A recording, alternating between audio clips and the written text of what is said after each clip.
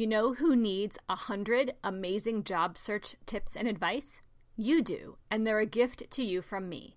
You'll get these free resources when you register for Break the Six-Figure Salary Barrier, Master Your Executive Job Search, a free training webinar for you. Visit 5strengths.com/webinar to register now. That's 5strengths.com/webinar. It's for smart executives like you who are ready to take the next giant step in their careers. Now on to the show.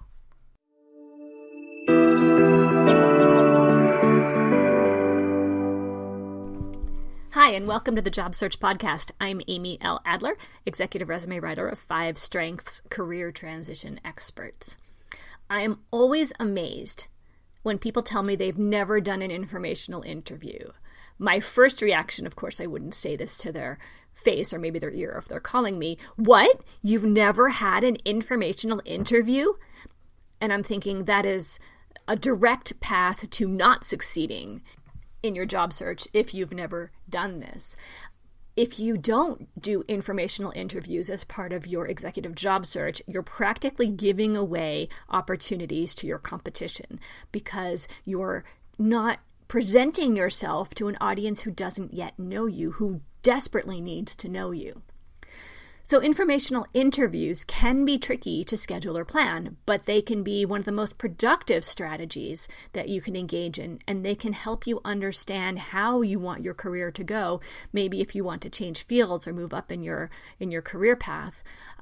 So as you're scheduling these things and getting ready to do them, you should be prepared to talk about yourself, of course, but you should realize that you're asking questions so that the person you're talking to can give you information that you otherwise would not have had. Frankly, simply listening to what they have to say will give them a powerful impression about you and make you sound like a great conversationalist. And the questions you ask will demonstrate your insight into the kinds of things that that person should be telling you, or that you should be wanting to know, or that you are exploring, which makes you look more prepared and more like a viable candidate for the things that they might be hiring for. So the benefits of informational interviewing have a few angles. Specific information about a prospective career can't always be found online or in journals or in newspapers. And sometimes the best way to find out what you need to know about a new career or a new opportunity or a new industry is to talk to somebody who does that thing or works in that industry. So getting that informational interview and spending that time asking questions will give you a view into that window without necessarily having to commit to a formal interview and engage somebody who could be making hiring decisions. You're probably not ready to do that. So if you think about what you can learn during an informational interview, this has a few angles too. So you could think about ways that person entered their own career path, which could inform you as a series of tips for how to enter a new career. They could give you potential career paths based on your own experience that you haven't thought about. You can learn about what it's like to work in a specific organization, which is a really unique insight that you can't get from other resources. And you can learn who else you should be talking to, how to build that new network through this individual professional contact.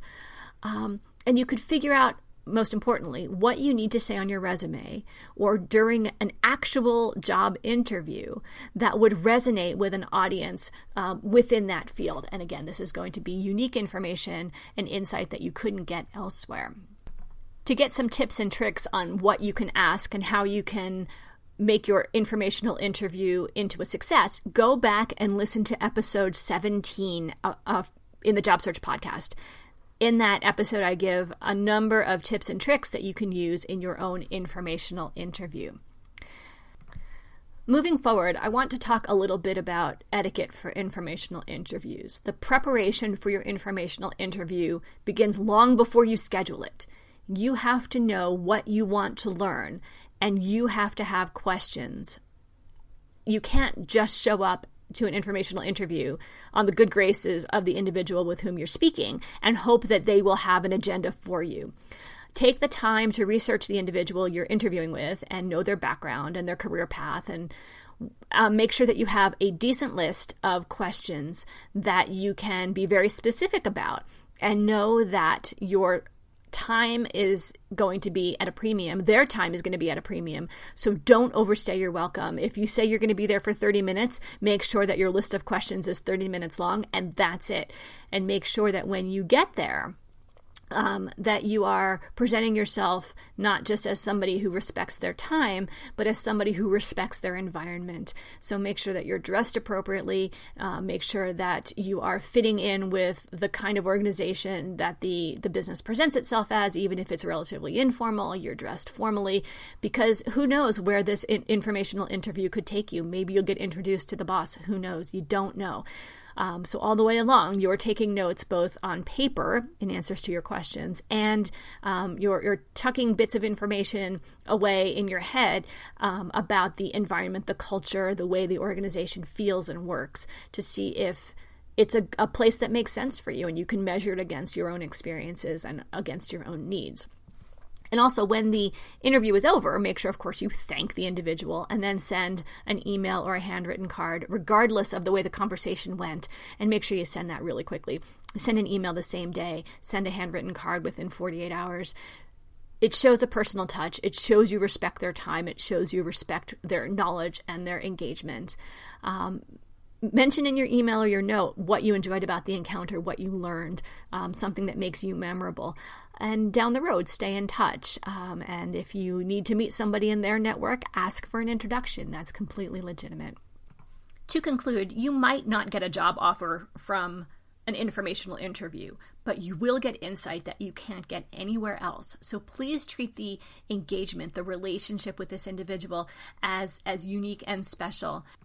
These are rare opportunities and unique opportunities to meet somebody who does the thing that you might want to do someday. And you can get incredible insight out of that. So make sure that you are giving this the weight that it deserves.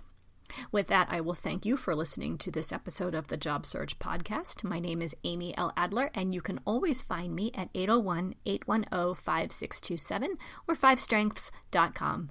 Thanks so much.